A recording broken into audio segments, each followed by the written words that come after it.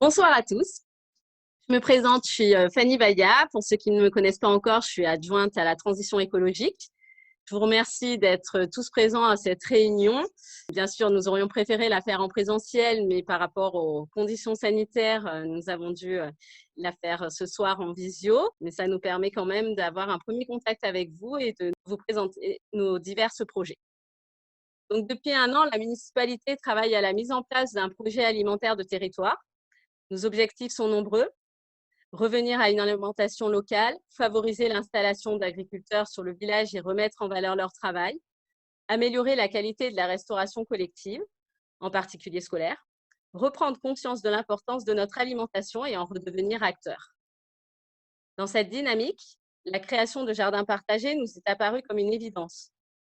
Bien sûr, des jardins partagés existent déjà chez nous, et ce depuis longtemps. Jean-André a créé Croque Jardin en 2000 et porte un projet qui rayonne bien au-delà des limites du village. Mais victimes de leur succès, ces jardins affichent complet. Or, les rocassiers sont de plus en plus nombreux à souhaiter aller dans cette direction de reprise en main de leur approvisionnement, de retour à la terre. C'est donc à la mairie de se saisir de cette aspiration pour la concrétiser. Cette tendance est si forte qu'un autre projet de jardin est né en parallèle à la résidence de la Resquiette, créée par le bailleur Famille et Provence. La municipalité soutient cette initiative qui s'inscrit pleinement dans la dynamique du projet alimentaire qu'elle porte. Les deux projets s'appuient sur le savoir-faire du CPU d'Aix et de Croque Jardin. Tous deux sont des référents incontournables sur ces sujets. Leur expérience et leur accompagnement sont de vrais atouts pour la bonne réalisation des deux jardins. C'est donc dans le contexte de cette dynamique que nous nous réunissons aujourd'hui avec vous. Donc, nous allons bien sûr maintenant voir le déroulé de cette réunion. Donc, pour que ces projets soient adaptés au mieux à vos besoins et à vos envies, vous, les futurs jardiniers et jardinières, il est important que vous participiez à leur construction. Et pour cela, il faut commencer par répondre à des questions plus larges. Donc, que sont les jardins partagés? Quels sont les différents modèles? Quels en sont les objectifs et les modes de gestion? Donc, le CPIE d'Aix vous aidera donc à y voir plus clair. Et dans un deuxième temps, les contours des deux projets vous seront présentés. D'abord le projet municipal, puis le projet de Famille et Provence. Après quoi, ce sera au tour de Croque Jardin de faire un retour d'expérience sur ses 20 années d'existence et son fonctionnement. Donc, tout au long de ces interventions, le chat vous est ouvert et vous permet de poser vos questions. Nous les prendrons en note et prendrons le temps d'y répondre une par une après chaque présentation. À ce moment-là, vous pourrez également prendre la parole pour réagir et poser vos questions directement. Je donne donc la parole à Frédéric Draps du CPU d'Aix pour en savoir davantage sur cette question, les jardins partagés et ZACO. Bonsoir à tous. Merci d'être là, déjà présent pour discuter un petit peu de ce beau projet de jardin. Alors, un jardin partagé qu'ESACO, ben, c'est écrit, je vais pas rallonger ce qui est écrit sur l'écran. En tous les cas, c'est avant tout un jardin de proximité destiné aux habitants, bien sûr, et qui souhaitent se retrouver pour jardiner ensemble, passer des moments ressourçants et conviviaux, mais pas que. Il y a aussi, c'est aussi un support pour des ateliers pour les enfants, des repas partagés, du jardinage, aussi du compostage, et aussi un lieu où on peut s'investir dans son quartier d'une manière différente. Et on va en parler tout de suite avec les différentes typologies de jardins qu'il existe. On va faire un tout petit peu d'historique. Donc sachez que les jardins partagés ont commencé un petit peu à voir le jour à la fin du 19e siècle, notamment dirigés vers les ouvriers qui trouvaient dans ces jardins des moyens de subsistance. Et puis petit à petit, ils ont continué à se développer, notamment après la Seconde Guerre mondiale, sous la forme de ce que vous avez là sous les yeux. On va dire à peu près ça, on va appeler ça ça s'appelait antérieurement les jardins ouvriers. On appelle ça maintenant plutôt les jardins familiaux, avec, comme vous le savez sans doute peut-être déjà, un petit terrain, une parcelle, avec un petit cabanon adossé pour y ranger ses outils, mais aussi pour y passer du temps avec sa famille et bien sûr jardiner. Et c'est la plupart du temps, ce sont des espaces qui sont parcellés, c'est-à-dire voilà, fermés individuellement disponibles pour les habitants d'un quartier ou d'un village. Ensuite, on tend vers l'évolution un petit peu de l'aspect et de l'organisation de ces jardins. Et là, on part plus vers des jardins partagés avec donc toujours des parcelles individuelles, mais avec également des espaces collectifs en leur sein qui peuvent être animés notamment par des associations. Là, en l'occurrence, sur la photo que vous voyez à droite, c'est le jardin partagé Cardalino que je coordonne et anime pour Famille et Provence. Et donc là, la parcelle que vous voyez est animée par le centre social du quartier, le centre social de la Provence. Donc c'est un lieu aussi qui est finalement un peu plus ouvert aussi au quartier pour y faire entrer bien sûr les jardiniers qui ont des parcelles, mais aussi tous les publics qui souhaitent venir découvrir le jardin et s'imprégner de ces espaces de nature dans la ville. Et puis, il y a aussi une forme qui est très intéressante, qui sont les parcelles ou les jardins vraiment collectifs, c'est-à-dire qu'ils sont organisés en une seule et unique parcelle, on va dire ça comme ça pour schématiser un petit peu, et qui est jardinée absolument collectivement, donc par des habitants ou pour les habitants, par des habitants du quartier. En l'occurrence, là sur la gauche, c'est le jardin La Bulle Verte que j'anime également avec le centre social Les Amandiers, et qui est jardiné par un collectif d'habitants du quartier. Ils jardinent tous ensemble. Et ça permet aussi d'y insuffler des temps conviviaux et d'y faire aussi rentrer tous les publics et de s'entraider aussi. La solidarité est très importante sur ce type de projet, quel qu'il soit. En tous les cas, sur ces jardins collectifs, c'est vraiment quelque chose qui est très, très important à prendre en compte. Et puis sur la droite, un jardin collectif aussi. Ah, pardon.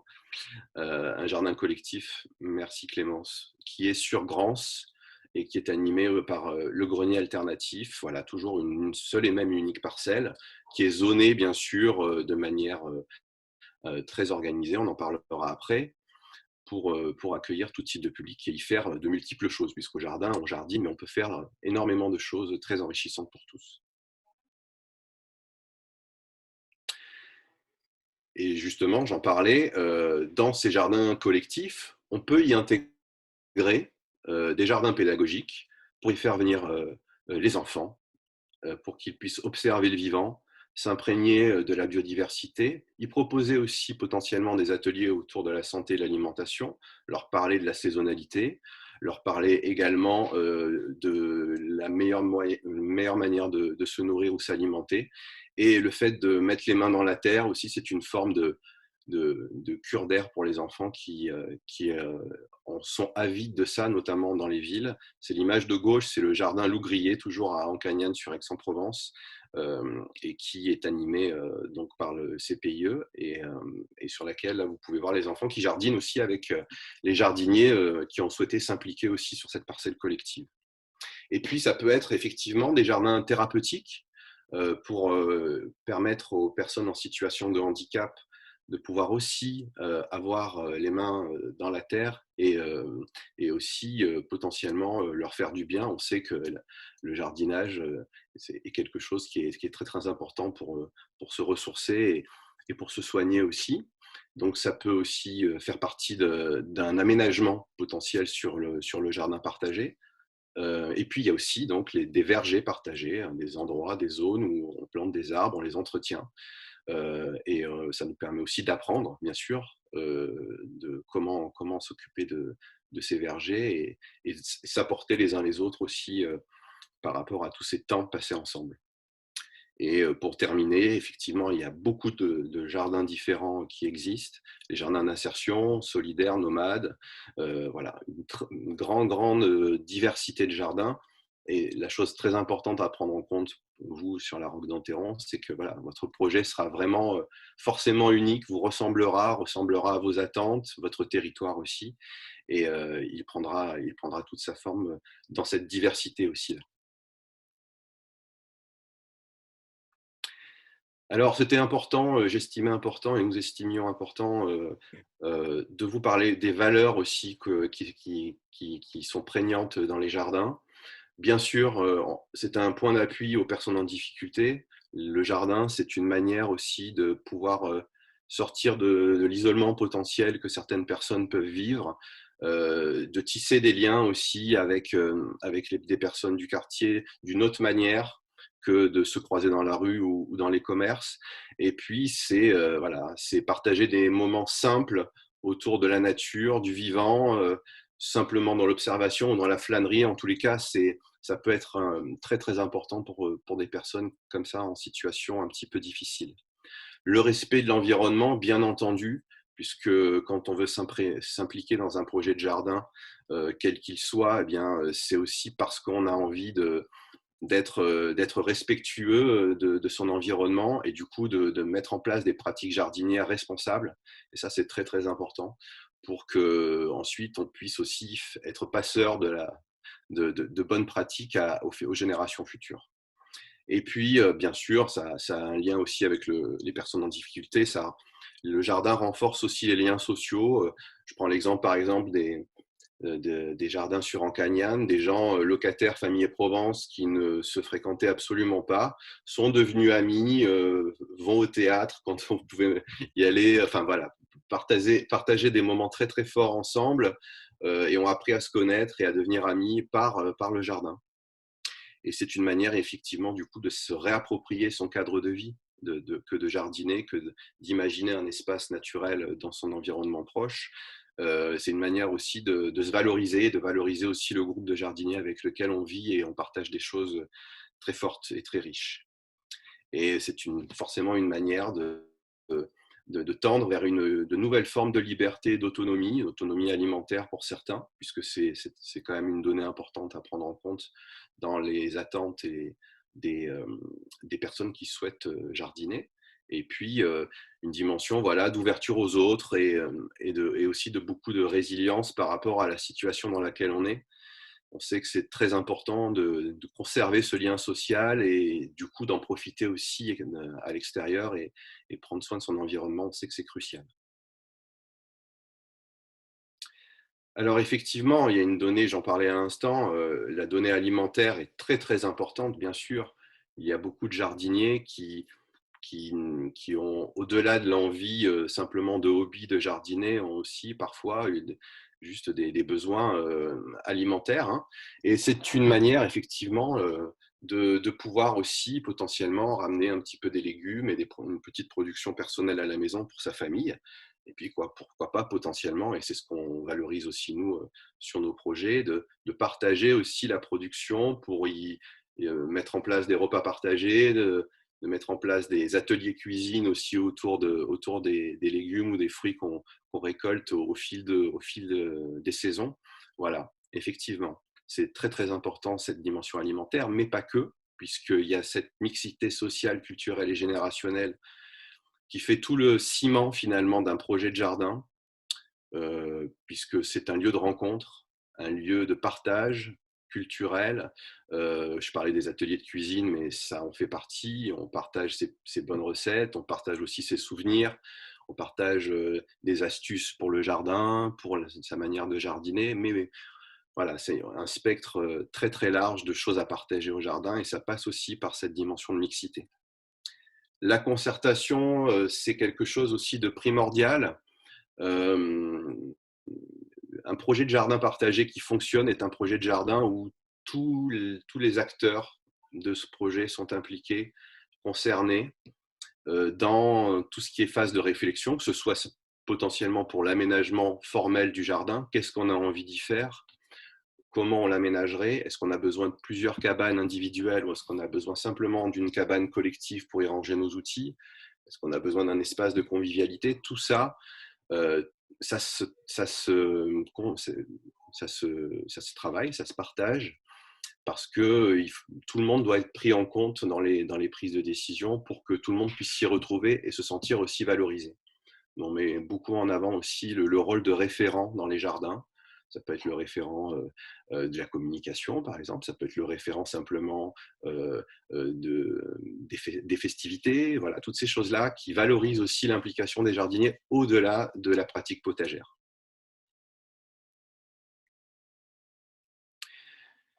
Et bien sûr, il faut que ce jardin tende vers des objectifs, et ils sont très variés. Hein. Là, j'en ai mis que quelques-uns, mais finalement, ça peut être encore plus large. Bien sûr, il faut que l'aménagement soit adapté aux usagers. Là, en l'occurrence, c'est un jardin à vitrolles qui est vraiment en pied d'immeuble et qui a été du coup adapté en fonction aussi de son environnement et de sa proximité avec les bâtiments. Et puis aussi la spécificité du territoire pour pouvoir aussi, pour que ce lieu soit vraiment inclusif, que tous les publics puissent aussi y accéder, pouvoir en profiter, comme là en l'occurrence sur un bel événement partagé ce jour-là, où vraiment les jardiniers ont pu aussi inviter les habitants du quartier à venir y passer des temps conviviaux. Et sur la droite, voilà, la bulle verte, ce jour-là, on préparait des sirops, puisqu'on avait une parcelle de plantes aromatiques qui venait d'être créée. Et du coup, on a valorisé les plantes aromatiques de ce jardin, la bulle verte, pour en faire un atelier sirop. Et les participants sont repartis aussi avec des petites fiches pour les fabriquer chez eux. Voilà, il y a toute cette variété-là de partage et de convivialité qui fait toute la richesse de ces projets jardins. Alors, on va parler très rapidement des différents modèles de gestion, puisque justement, la manière de gérer un jardin partagé est très importante, puisque c'est ça qui fait aussi le ciment de quelque chose qui soit cohérent, qui convienne à tout le monde et qui évite les conflits potentiels ou justement les problématiques que peuvent engendrer justement un projet qui inclut beaucoup de monde. Il faut que ce soit quand même fluide. On parlait tout à l'heure de concertation, mais la gestion formelle du jardin est très très importante pour qu'on y passe un temps très délaissé, voilà, de toutes ces problématiques potentielles qui peuvent se poser quand c'est mal organisé. Donc ça peut être effectivement une gestion participative. Alors dans la gestion participative, on peut y mettre plein de choses. Ça peut être une association qui travaille avec une municipalité et qui se retrouve très très régulièrement pour les attributions de parcelles s'il y a des parcelles, ou pour justement l'intégration de nouveaux projets, par exemple des parcelles pédagogiques ou des installations d'équipements. Ça peut se faire conjointement, municipalité avec une association par exemple. Ça peut être juste une association qui peut gérer le jardin, des jardiniers qui souhaitent s'intégrer et créer une association pour le jardin. C'est vraiment un aspect intéressant parce que ça permet aussi de les responsabiliser par rapport à toutes les données importantes qui permettent de fluidifier comme ça les relations, la communication et permettre que les jardiniers s'impliquent de manière pérenne sur le projet. Ça peut être simplement une gestion municipale, mais là, du coup, c'est vraiment quelque chose qui est absolument pas géré du coup par les jardiniers. C'est vraiment la municipalité à qui revient le devoir de gérer l'attribution des parcelles, les cotisations s'il y en a, et aussi potentiellement les projets à mettre en place sur le jardin. Donc c'est quand même une gestion un peu plus lourde et moins directement liée finalement à la vie du jardin. Et puis une gestion privée, ça peut être par exemple, c'est beaucoup moins le cas maintenant bien sûr, mais ça peut être simplement un jardin créé dans une résidence privée avec simplement une personne, pas forcément animateur, qui gère de manière très très formelle le jardin, attribution des parcelles, sans vraiment de volet animation. Donc là, on a vraiment 4 panels qui peuvent finalement être hybrides, ça veut dire qu'ils peuvent se mêler. C'est le cas par exemple de Famille Provence qui travaille avec nous, association pour coordonner, animer les jardins sur Ancagnen et Jas de Bouffan. Vous voyez que tout peut être un petit peu brassé. Le plus important, c'est que ce soit quelque chose de fluide et qui permette à tous d'y s'y retrouver et d'avoir son mot à dire sur le développement du jardin et son installation.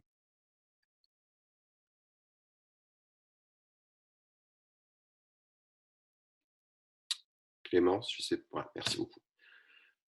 Alors, on va terminer juste très rapidement, comme ça, si vous voulez poser 2-3 questions, n'hésitez pas. Quelques exemples de jardins. Je me suis permis de faire un clin d'œil à Jean-André de Croque Jardin qui parlera tout à l'heure, puisque là, il animait sur le jardin Lougrier à Ancagnan, Aix-en-Provence, un petit atelier autour du compost. Ce jardin, j'en ai parlé tout à l'heure, jardin avec des parcelles individuelles, une vingtaine de parcelles, des parcelles collectives donc, que nous jardinons ensemble. C'est une parcelle là que vous voyez juste dans la photo du milieu qu'on était en train de nettoyer. Ça, c'est des parcelles qu'on jardine tous ensemble. Et une parcelle récemment créée pédagogique, je vous en ai parlé tout à l'heure, où on accueille les enfants des écoles, on accueille les crèches aussi, et parfois certaines auxiliaires en puériculture viennent balader les enfants. Il y a beaucoup de gens du quartier aussi qui viennent régulièrement y manger. Voilà, c'est un lieu ouvert et disponible pour tous les habitants. Le jardin Cardalino sur Ancagnane, le même système, jardin à parcelles, avec en l'occurrence là spécifiquement des parcelles qui sont attribuées à des associations du quartier. En haut à droite, c'est la Fève, l'association La Fève, les étudiants qui habitent dans le quartier, qui jardinent tous ensemble et qui proposent aussi des ateliers pour les habitants du quartier. Et puis une association qui s'appelle la Cabane des Voisins, une association d'habitants du quartier aussi, qui a une parcelle. Et puis là, comme vous pouvez le voir sur la gauche, là j'animais un atelier auprès des jeunes aussi qui étaient en stage. Voilà, le jardin, c'est aussi une manière d'impliquer vraiment tout le monde et de passer des moments constructifs et enrichissants pour tous.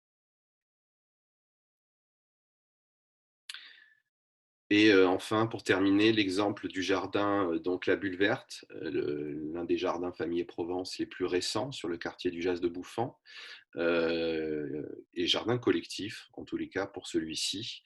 Comme je le disais tout à l'heure, une collective d'une quinzaine de jardiniers jardinent tous ensemble une seule et même parcelle avec un petit verger partagé également conjoint et une parcelle, jolie parcelle de plantes aromatiques. Et sur votre droite, on finissait un chantier éducatif avec l'ADAP, les éducateurs spécialisés avec des jeunes en réinsertion qui nous ont aidés pendant une semaine à fabriquer la pergola pour mettre de l'ombre un petit peu sur la zone de convivialité qui en manquait cruellement.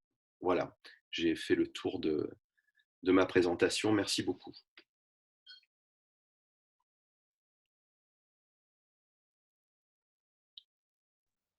Bonsoir à toutes et à tous. Oui, je ne sais pas si c'est Fanny. S'il y avait des questions.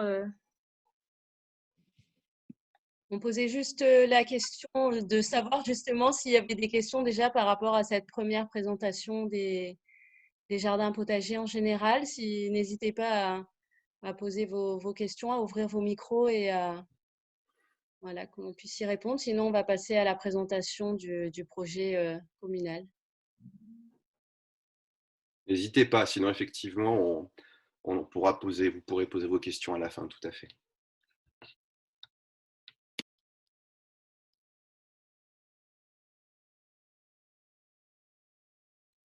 Bon, je pense qu'Aurélie Grosso va pouvoir vous présenter le projet communal. Oui, bonsoir à toutes et à tous. Vous m'entendez bien? Oui, allô? oui, très bien. Oui. Ouais, allô. Vous m'entendez bien? Parfaitement. Bon. Vous me voyez aussi parce que malheureusement, j'avais mal noté l'heure du début de la réunion et je suis avec mon téléphone. J'espère que ça fonctionne correctement. Alors, bonsoir donc à toutes et à tous. Je prends le relais pour vous présenter les jardins potagers communaux. L'équipe municipale de la Rande-Montéron et plus particulièrement les élus en charge du projet alimentaire de territoire sont fiers de vous présenter le projet des jardins potagers communaux à la Rande-Montéron. Alors, ce projet est né à la fois de la demande des rocassiers qui aspirent à mettre évidemment les mains dans la terre pour la cultiver et de la volonté de la municipalité de permettre d'accéder à une alimentation saine, de qualité et à moindre coût.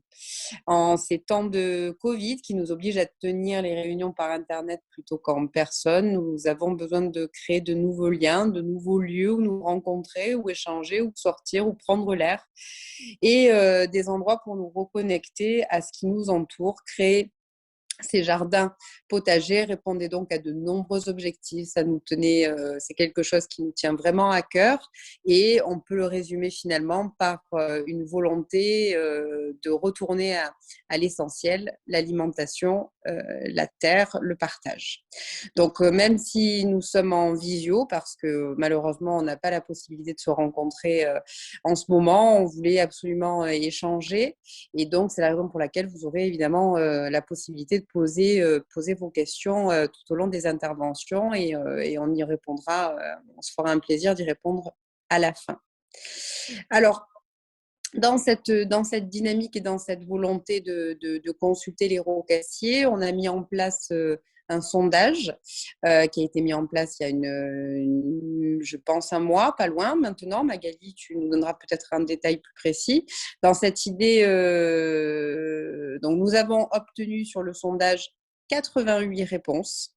Alors, pour ceux qui n'ont pas encore participé, je vous invite à le faire à l'issue de la réunion parce que les résultats sont pour nous très intéressants. Donc, 88 réponses. 77 foyers ont répondu qu'ils étaient intéressés ou peut-être intéressés par la culture d'une parcelle dans ces futurs jardins. Ça représente 234 personnes quand même. Près de 2/3 des foyers comportent des enfants. On compte en tout 143 adultes et 93 enfants. Donc, le projet, on s'en rend compte comme ça, avec ces chiffres, on se rend compte que le projet a une vraie dimension familiale. Et les cellules familiales sont de taille réduite. À 90%, les foyers sont composés d'entre 1 et 4 personnes. Voilà, pour les foyers qui ont répondu à notre sondage. Donc, sur les questions un peu plus précises du sondage, en moyenne, on a demandé combien de temps vous souhaitiez consacrer à la culture de ces jardins potagers communaux. Donc, il a été répondu 5h30 par semaine consacrées au jardinage, ce qui est considérable. Interroger sur ce que vous souhaiteriez y faire pousser. Bon, évidemment, quasiment tout le monde répond qu'on souhaite y faire pousser des légumes. Certains y ajoutent des fruits comme des baies ou des fraises, d'autres des herbes aromatiques. Et certains précisent vouloir y cultiver des fleurs. Concernant un accompagnement sur les techniques de jardinage comme les semis ou le compost, vous avez été 86% à vous prononcer pour, ce qui sera donc un élément essentiel de notre projet. Ces éléments nous permettent bien sûr de commencer à nous projeter plus concrètement dans la construction du projet, sachant que l'emplacement est d'ores et déjà déterminé, puisque nous avons choisi un lieu symboliquement situé entre le centre du village et la plaine agricole. Les jardins se trouveront donc en bas de l'avenue Adam de Craponne, près du parc du château, et juste avant les services techniques, sur le terrain où se trouve un petit cabanon qui sera conservé et qui pourra devenir le local de stockage des outils communs. Le projet, évidemment, il est à co-construire. Le terrain que nous avons choisi, il est particulièrement grand, donc c'est la raison pour laquelle on va pouvoir envisager un certain nombre de choses pour l'avenir. On a rendu disponible 10 000 m² pour implanter le projet. L'idée est de commencer par en aménager une première partie pour que ces jardins puissent rapidement s'ouvrir aux rocassiers, puis de continuer à développer le projet sur l'ensemble du terrain au fil du temps. La première chose à établir lors de la création des jardins, c'est de choisir entre les parcelles collectives et les parcelles individuelles. Nous avons rendu visite à nos voisins de Malmort et de Charleval, dont les jardins sont composés de parcelles individuelles. Et après de longs débats, nous vous proposons, nous n'avons pas encore décidé, nous vous proposons de créer majoritairement des parcelles individuelles, qui nous semble être effectivement le souhait le plus important, et de les compléter en revanche par plusieurs parcelles collectives, de manière à ce qu'il y ait plusieurs manières de jardiner ensemble, que plusieurs manières de jardiner puissent se créer. Avec cette proposition en tête, on va désormais lancer un sondage en live. Une fenêtre va s'ouvrir sur votre écran d'ordinateur, pour ceux qui sont sur l'ordinateur, ce qui n'est pas mon cas. Et vous pourrez cliquer sur la réponse de votre choix. Je m'adresse ici aux futurs jardiniers des jardins potagers communaux pour que le vote soit représentatif de leurs préférences. Je demande du coup aux habitants de la Resquillette de ne pas répondre. Les rocassis n'habitant pas à la parcelle.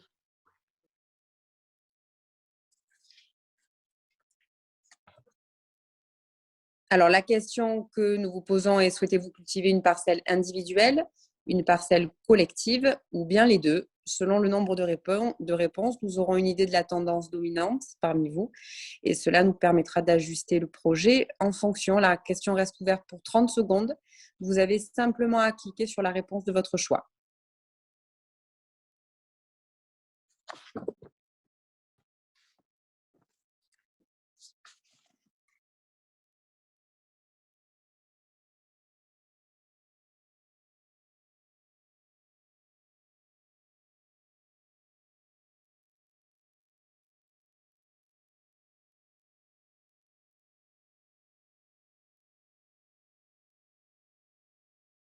Donc, les résultats du sondage, on est à 67% pour une parcelle individuelle, 0% pour une parcelle collective et 33% pour les deux. Donc, je répète, 67% pour une parcelle individuelle, 0% pour une parcelle collective et 33% pour les deux. Bon, donc effectivement, ça rejoint l'idée que la parcelle individuelle est privilégiée, reste à privilégier, avec évidemment la possibilité de l'accumuler avec les collectives. La seconde question que nous souhaitions vous poser concerne la taille des parcelles individuelles. Pour vous donner une idée, à Malmort, les parcelles font entre 20 ou 40 mètres carrés. En réalité, ce sont des parcelles de 20 avec la possibilité, selon la demande, de les doubler de manière à ce que ça fasse du coup 40 mètres carrés. À Charleval, c'est un peu différent, c'est un peu plus grand. Elles sont de l'ordre de 80 mètres carrés.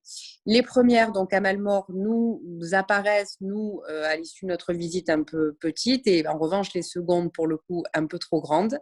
Et donc, notre réflexion nous conduit à vouloir faire une moyenne entre les deux et partir sur l'idée de plutôt de 50 mètres carrés. Donc, on va lancer une deuxième question, une deuxième question par sondage. Du coup, pour vous, est-ce qu'une parcelle individuelle de 50 mètres carrés, c'est trop grand, trop petit, la bonne taille?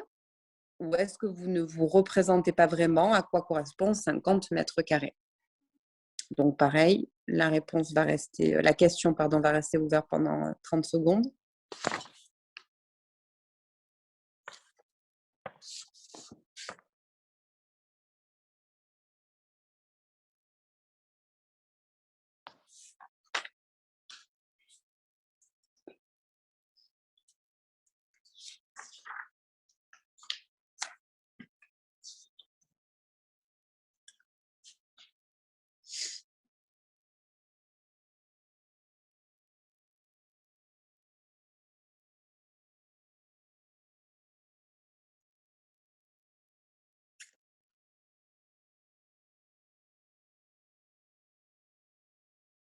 Alors, les résultats. Pour une parcelle individuelle de 50 mètres carrés, trop grand 0%, trop petit 20% et la bonne taille 80%. D'accord. Ouais, du coup, 50 mètres carrés semble du coup être une bonne option. Merci pour vos réponses. Sur la base de ces différents types de jardinage, il y aura ensuite la question du type de stockage. Sur le modèle de Malmort, Charleval et Croque-Jardin, il y a… Ah oui, j'étais en train de voir si le slide suivait, mais a priori, c'est le cas. Il y aura des cabanes de stockage individuelles. Comme je disais tout à l'heure, le bâti existant deviendra un espace de stockage collectif. Les pratiques seront régies nécessairement par un règlement intérieur dont les bases seront décidées collectivement. Et enfin, une association de jardiniers sera créée afin de gérer les jardins. Je reviendrai sur ce point dans un instant. S'agissant du règlement intérieur. Nous allons avoir des règles communes à fixer ensemble. Dans le sondage abordé tout à l'heure, une des questions concernait justement ces règles communes et les réponses vont largement dans le même sens. D'abord, concernant l'interdiction d'utilisation des produits phytosanitaires ou pesticides. 75% se sont prononcés favorablement à cette règle contre 2 défavorables. 75 personnes, pardon. Cette règle remporte donc une majorité écrasante et c'est évidemment une bonne chose car depuis 2019, la loi interdit l'usage de produits phytosanitaires dans les espaces publics et dans les jardins de particuliers. Pour une gestion raisonnée de l'arrosage, le résultat est le même, 75 votes pour et 2 votes contre. Concernant l'obligation de cultiver sa parcelle, on compte un peu davantage de votes contre, mais le résultat reste largement favorable à la mise en place de cette règle avec donc 67 pour et 10 voix contre. Cette règle nous semble importante car évidemment, il ne serait pas juste d'accorder une parcelle à cultiver à un foyer qui ne compte pas réellement le faire. Et dans la même logique, il sera important d'entretenir sa parcelle. Et vous êtes globalement d'accord avec cette idée puisque 73 personnes ont voté pour et 4 personnes ont voté contre. Sur cette base, nous créerons ensemble un règlement intérieur que les jardiniers signeront en prenant une parcelle et qu'ils seront donc tenus de respecter. Il s'agira d'une des étapes à suivre pour accéder à une parcelle. Et donc, pour accéder à une parcelle, les rocassiers qui souhaitent participer au jardin pourront se préinscrire dès cette année.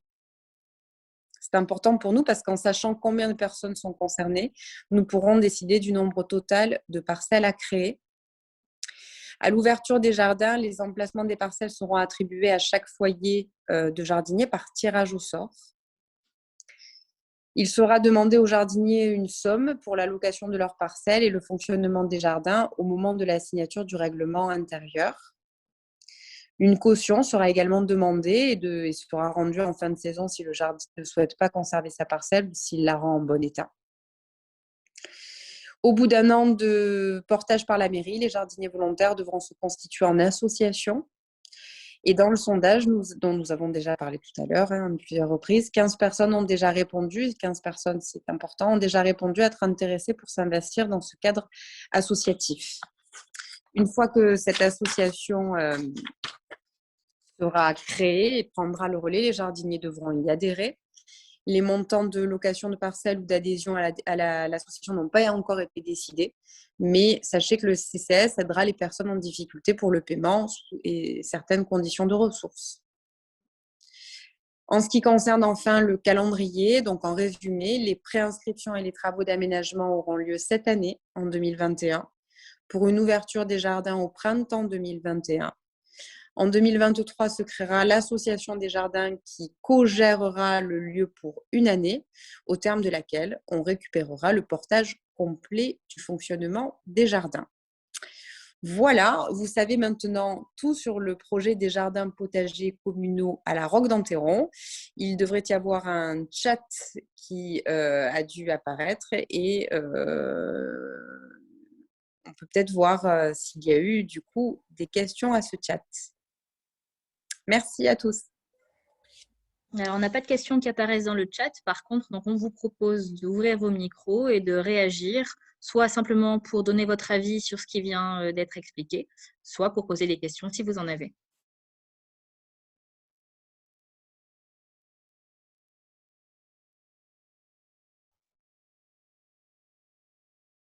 Oui, bonsoir. Vous m'entendez? Oui. Ouais. Mais écoutez, oui, merci pour cette présentation qui a été très claire. Moi, pour ma part, écoutez, globalement, ça me convient. Effectivement, avoir des parcelles individuelles et se garder la possibilité de faire un jardin après peut-être collectif sur un verger ou, comme vous l'avez dit, sur des plantations de baies ou des kiwis, des framboises, des trucs comme ça, pourquoi pas. Voilà, donc moi, je suis plutôt partant. Bon, très bien.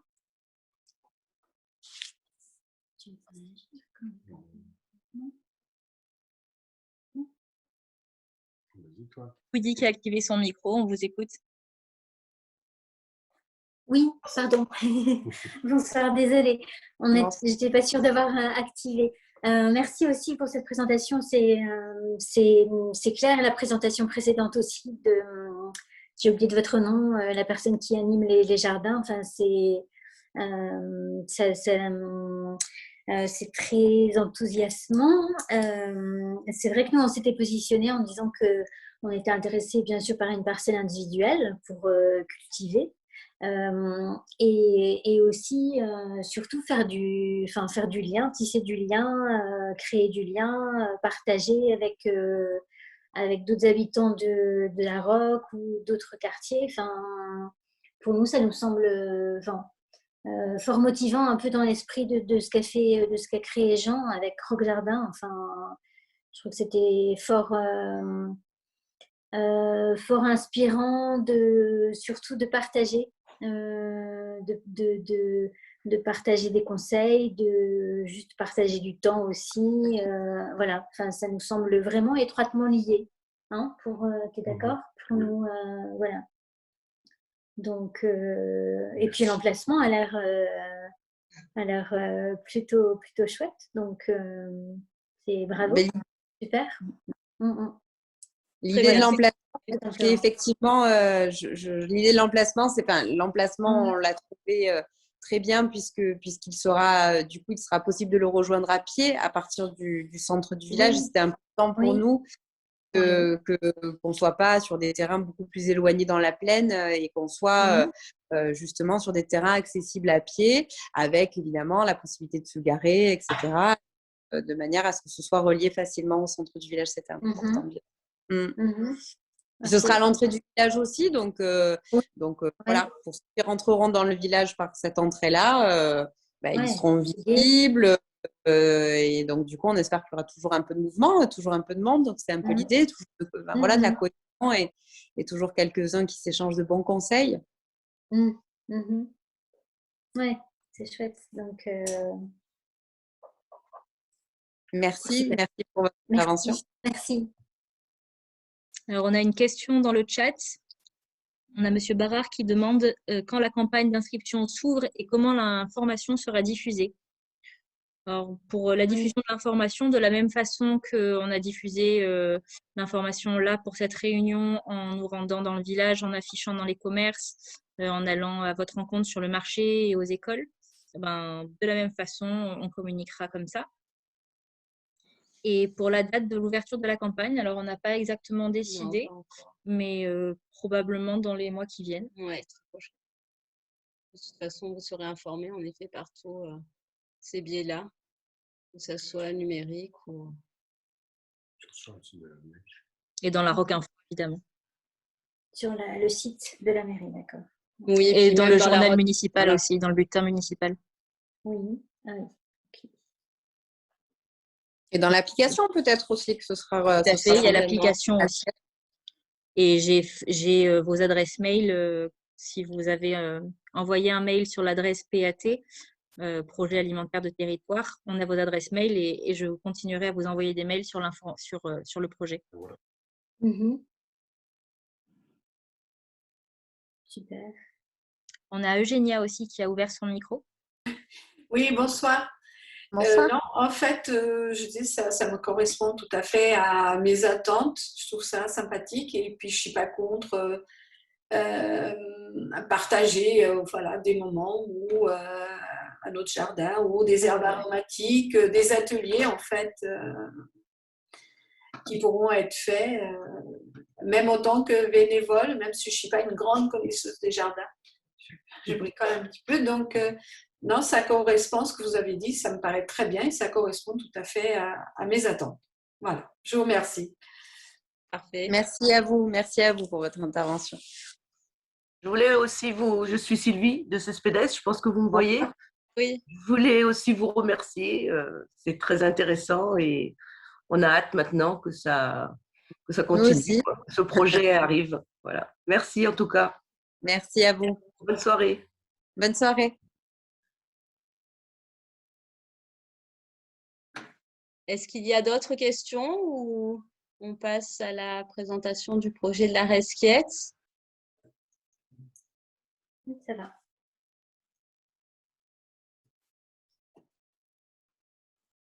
Bon, je crois que… On donne la parole à Famille Provence. Oui. Merci, bonsoir. Alors, je vais juste revenir sur une première diapo pour vous présenter le contexte. Et voilà. Non, ça marche.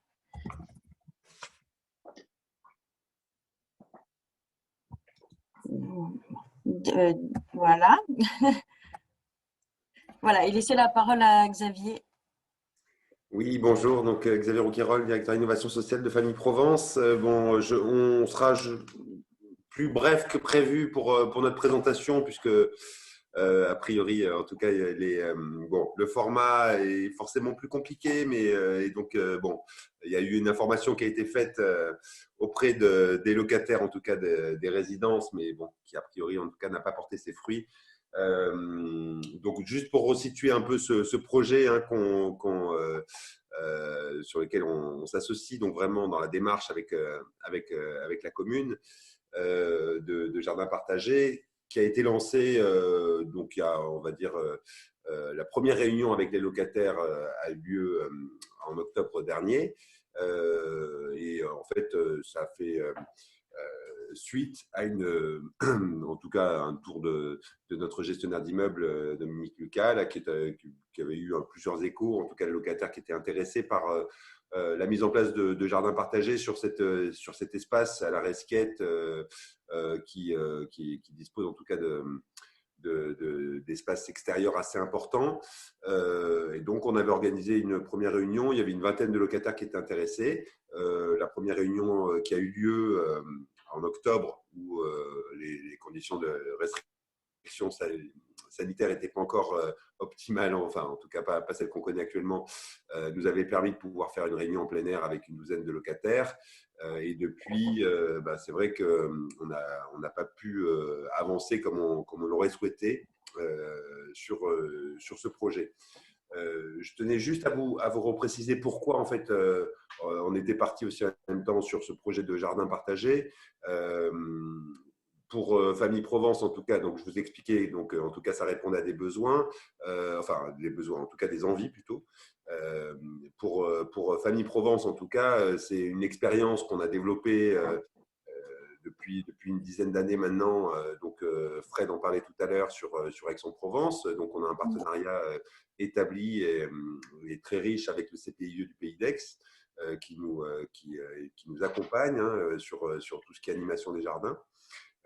Et pour nous, en fait, il y avait deux questions qui se posaient au début. C'était à la fois, est-ce que ça répondait à un besoin des locataires, et ça, donc, on a pu vraiment le mesurer avec, par les retours depuis une dizaine d'années, des locataires qui sont quand même globalement très satisfaits, et non seulement, bien sûr, de pouvoir jardiner en pied d'immeuble, mais aussi par rapport à tout ce que ça véhicule aussi comme en termes de lien social, en termes d'espace aussi en même temps, de convivialité, en termes d'activité, comme Fred justement les exposait tout à l'heure. Il y a quand même beaucoup tout un panel, on va dire, d'activités qu'on peut faire autour de ces jardins et qui répondent à des vrais besoins en tout cas. Donc cette question-là, on va dire qu'on y a petit à petit répondu. Et après, la question qui était un peu plus difficile, c'était de savoir la place qu'on laissait à la participation des locataires. Et en fait, donc, on a cheminé en tout cas dans cette direction-là. Donc, je vous expose ça aussi parce qu'on n'est pas sur un projet fini. On n'est pas là pour proposer un projet en disant on va faire des jardins partagés comme ça. C'est des erreurs qu'on a pu faire par le passé, mais qu'on ne refera plus. C'est-à-dire que, comme Fred le disait, l'idée, c'est vraiment de construire un projet de manière participative avec les locataires. Et donc, c'est accepter la feuille blanche aussi, à partir d'un espace. Et donc là, on a un espace qui est disponible sur lequel on peut vraiment faire un bel aménagement. Mais après, derrière, le plus important, c'est surtout de faire un projet avec les usagers. Donc, cette démarche-là, c'est ce qu'on souhaiterait lancer. Donc, on a en tout cas une première base. Et maintenant, l'idée, c'est de lancer un planning. Je laisserai la parole juste après à Clémence qui pourra donner un peu les différentes étapes du projet. Mais donc voilà, donc tout ça pour dire qu'en tout cas, on est dans cette démarche-là et on est aussi en même temps, Famille Provence, sur une démarche où clairement on réfléchit aussi de plus en plus sur des thématiques qui ne sont pas forcément directement liées à notre compétence de logeur, mais qui sont de fait complètement liées par une nécessité. Hein. Donc, tout ce qui est environnemental, la préoccupation justement par rapport à notre environnement, ça c'est vraiment une préoccupation qu'on a de plus en plus. Et on a, dans ce cadre-là, monté un partenariat avec une association qui s'appelle la RPCV, Association régionale de protection du Sangle de la Sainte-Victoire, reboisement et protection du Sangle de la Sainte-Victoire, où donc Famille Provence s'engage à planter 10 arbres pour un logement construit et aussi en même temps, dans ce cadre-là, à essayer de repenser des espaces de ces résidences existantes. Je vous parle de ça aussi parce que à la Roque-Montéron, à la Resquiette, l'objectif, ça serait justement de lancer une expérimentation sur une première forêt urbaine, c'est-à-dire essayer de réfléchir à des plantations qui permettent de recréer des forêts méditerranéennes comme elles existaient il y a encore une centaine d'années et comme elles existent encore dans certains endroits, mais avec des écosystèmes qu'on recrée pour essayer de favoriser la biodiversité et y réfléchir dans des zones urbanisées, pas forcément en forêt. Donc voilà, c'est aussi en même temps un projet qui sera lié à ce projet de jardin partagé,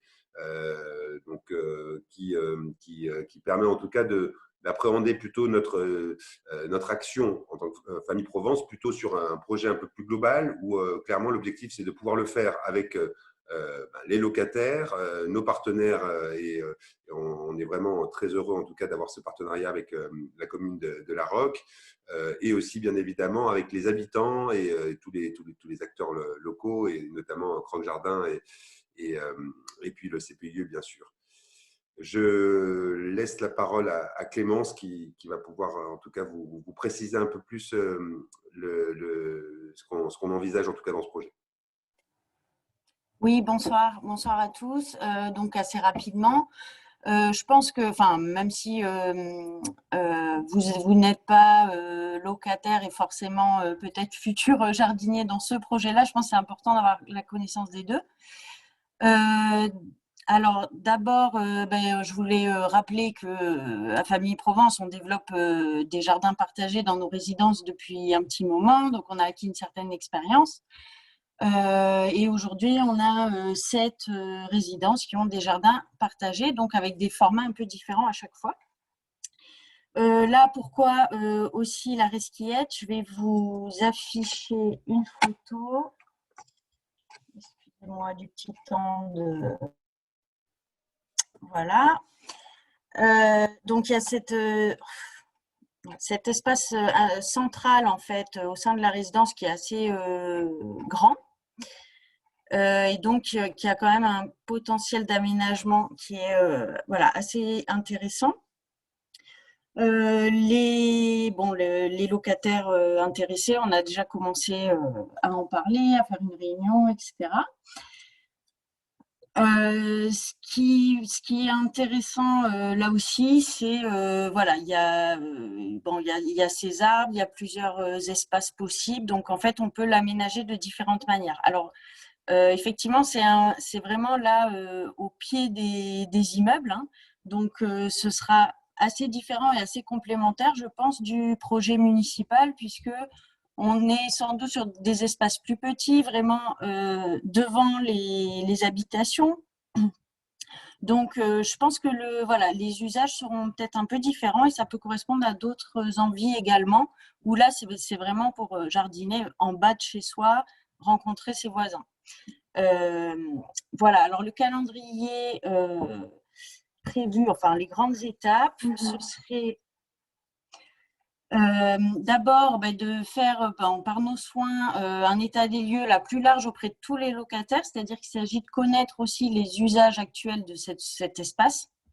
centrale, parce que l'idée n'est pas de créer un jardin pour les personnes qui veulent jardiner et finalement supprimer peut-être d'autres envies de personnes qui y font peut-être leur gym ou leur promenade ou leur pique-nique. Enfin voilà, c'est vraiment de prendre en compte un usage partagé qui puisse correspondre à la plupart des locataires. Ensuite, parallèlement à ça, puisque l'état des lieux, ça peut être un sondage, on va dire, parallèlement à ça, pour les personnes qui sont intéressées pour jardiner, ce qu'on fera, c'est à partir du mois d'avril, visiter d'autres jardins partagés qu'on a dans nos résidences, parce que c'est vrai que c'est plutôt des petites surfaces, c'est vraiment au pied des habitations, donc c'est quand même assez particulier et je pense qu'il faut venir voir comment ça se déroule, comment c'est organisé aussi concrètement.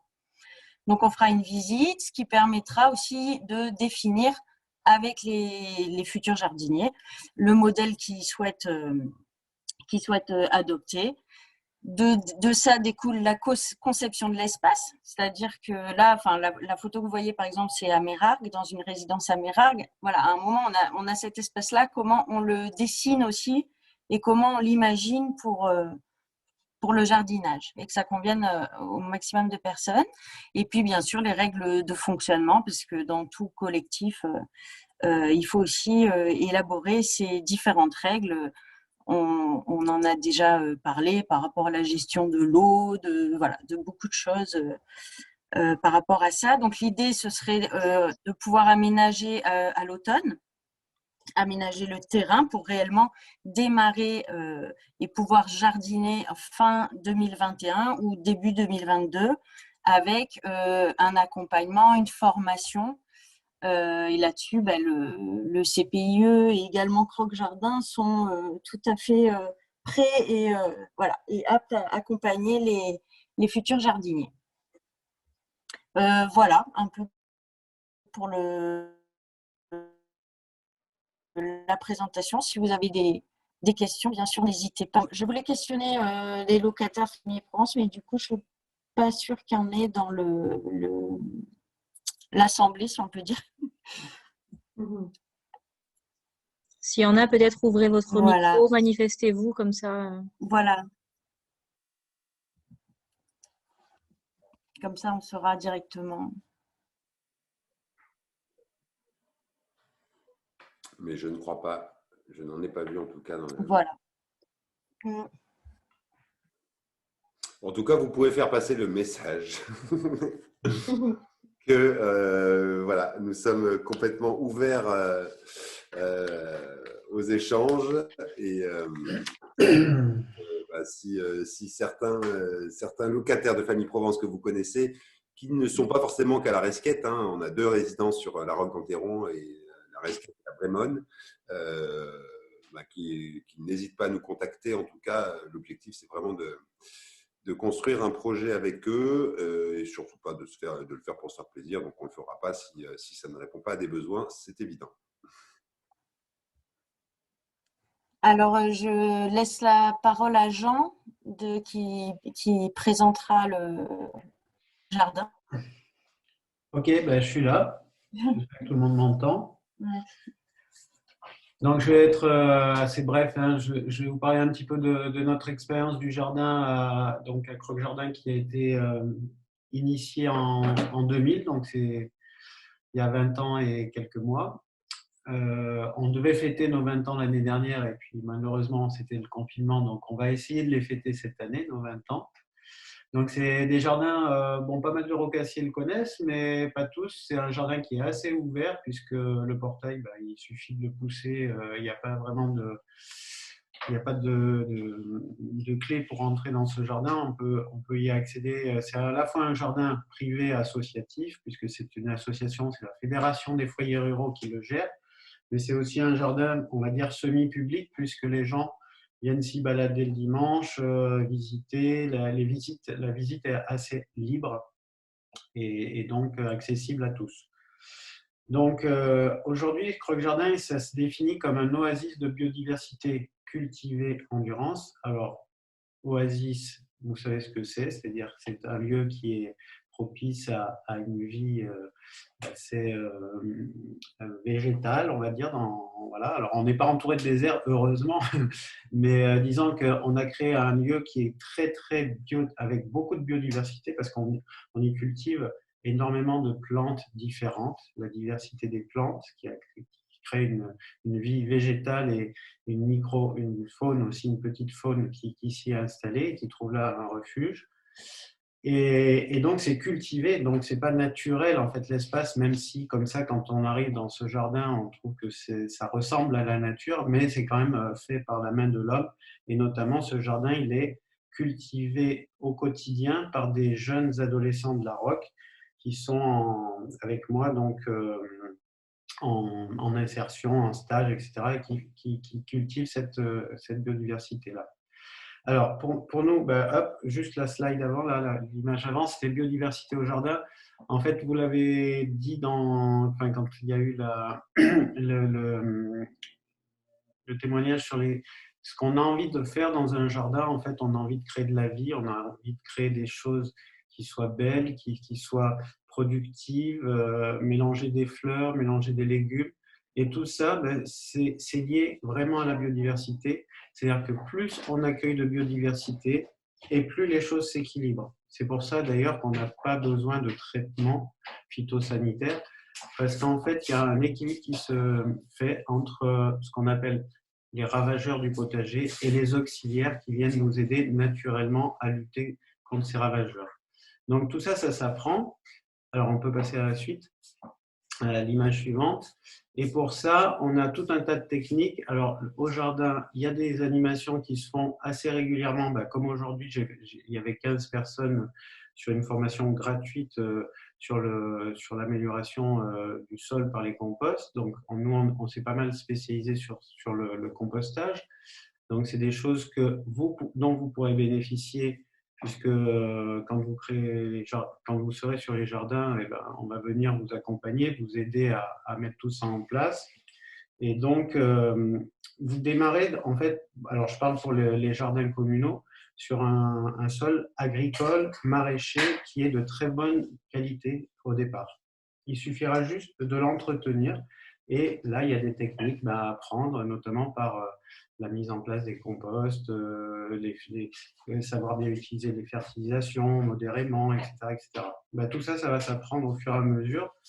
Pour vous dire, moi, au départ, il y a 20 ans, je n'y connaissais pas grand-chose. Et puis, finalement, au fur et à mesure, on apprend et on arrive à faire des belles choses. Voilà, on va passer à l'image suivante. Donc, jardiner en conscience par rapport à son environnement. Là, vous voyez, c'est une vue d'une partie de la parcelle de Croque-Jardin. On est dans un environnement magnifique ici en Durance. À la Roque-Montéron, on a la colline, on a la Durance, la rivière. On a des terres agricoles maraîchères formidables puisque c'est des terres limoneuses. Et donc, jardiner en conscience, ça veut dire essayer de s'adapter à ce milieu et faire bon usage en fait de la terre qui nous est livrée et qui est en fait, si on regarde bien, un petit paradis sur terre. Voilà. Et puis l'image suivante, les aménagements. Alors ça, c'est très important. Vous en avez parlé pour la Resquillette et puis pour d'autres, pour les jardins aussi de potagers communaux. C'est très important de bien réfléchir les aménagements. Il y a beaucoup de fonctionnalités à définir, les usages pour que ce soit aussi agréable à l'œil, travailler sur des perspectives. On peut faire des jardins en bac ou par exemple sur des espaces qui seraient, comme à la Resquillette, peut-être un peu moins fertiles. On peut faire des apports de terre dans des bacs pour avoir des jardins assez luxuriants. Enfin, voilà, les aménagements, ça se travaille et là, il faut vraiment un temps de réflexion avec tout le monde pour dire voilà, quels vont être les usages, comment on va aménager tout ça pour que ce soit le plus fonctionnel, le plus intéressant pour tout le monde. Voilà. Et produire pour se nourrir, nous, on en a fait un peu une spécialité à Croque-Jardin, c'est-à-dire que les productions de notre jardin servent pour l'aspect culinaire, c'est-à-dire qu'on a développé une table d'hôte au jardin et on fait beaucoup d'ateliers cuisine avec les jardiniers qui sont présents sur le jardin, avec les jeunes qui travaillent avec moi. Et puis, on invite les gens à venir manger quand ils viennent faire des formations, etc., pour déguster les saveurs absolument extraordinaires qu'on arrive à produire dans nos jardins, parce qu'on a vraiment une bonne terre et de très bons légumes. Voilà. Donc ça, et donc la vie collective, décider ensemble, ça on en a bien parlé. C'est-à-dire que si on veut que ça fonctionne bien et que tout le monde y trouve son compte et qu'il y ait des belles productions, il faut travailler en harmonie et essayer d'avancer ensemble pour arriver à de belles choses, à de belles productions. Et ça, c'est tout ce travail collectif qu'il faut savoir animer. Et voilà. Et le groupe doit l'animer de lui-même. Il y a une dynamique de groupe qui doit se mettre en place. Voilà, j'ai fini pour ma part. J'ai essayé d'être assez bref. Si vous avez des questions sur ce que je viens de dire ou sur des questions plus précises de jardinage, je peux vous répondre. Merci Jean-André pour ce beau retour d'expérience. Merci.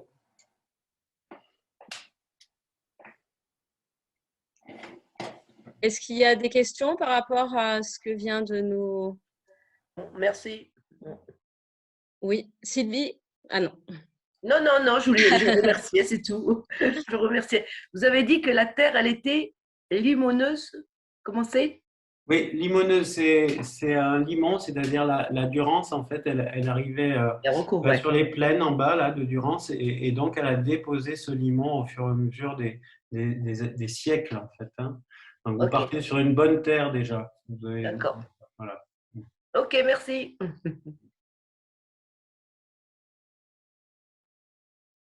D'autres questions?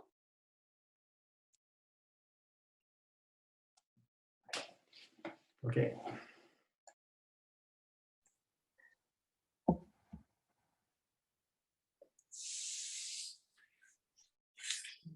Bon, nous vous remercions tous d'être venus, d'avoir participé à cette réunion. Ah, oui, je voyais que tu étais là, Jean-Pierre. J'allais te passer la parole. C'était un peu compliqué. J'étais un peu en déplacement, mais ça va, j'ai pu suivre évidemment les échanges. Et voilà, donc simplement merci à toutes et tous pour les interventions. Bravo à ceux qui ont organisé. Et puis, je crois qu'il y a beaucoup d'enthousiasme et il y en a beaucoup aussi dans l'équipe municipale autour de Fanny et Aurélie et de Magali pour que ça aille le plus rapidement possible. Donc, j'ai bien entendu le message qu'il y a une forte attente et qu'il ne faut pas perdre de temps. Bonne soirée à toutes et tous. Merci. Bonne soirée. Bonne soirée également. Bon, mais je crois que nous allons pouvoir terminer cette réunion. Nous vous remercions encore tous de votre présence. Nous vous tiendrons bien sûr au courant de l'avancement de notre projet. Comme l'a dit Magali, nous avons vos adresses mail et puis nous communiquerons par tous les moyens possibles, numériques, papier, pour vous tenir au courant de la suite des événements. Merci. Bonne soirée. Nous vous souhaitons à tous une bonne soirée. Bonne soirée. À très bientôt. À bientôt. Au revoir. Bonsoir à tous. Merci beaucoup. Merci et à bientôt. Allez. Au revoir. Bon courage. Au revoir. Merci. Au revoir.